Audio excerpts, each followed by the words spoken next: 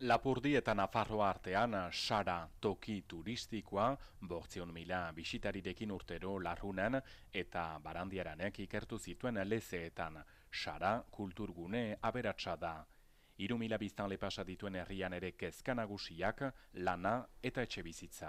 18 izaini salgai, lehen hemengo umeontzat albarima da, eta azpian aurzaindegi bat entzat atxikia dugu lekua, gero liburutegiare leku zaldazteko.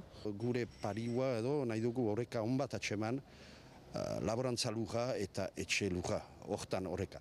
Izan ere Saran 50 bat baserri daude oraindik. Behar ba etxe koskor batzu egin, plantiakoak, eta hor lau bortz apartimendu egin.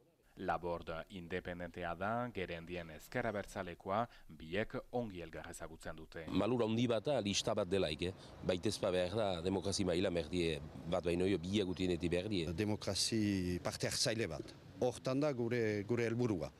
Bakoitzako 22 zerrendakide ditu, gehienak euskaldunak, Sara herri nahiko euskalduna da, eta Arritzak euskara teknikaria izan nahi luke. Jende hoi izaten alda gako bat, irikiko duna ate horiek denak.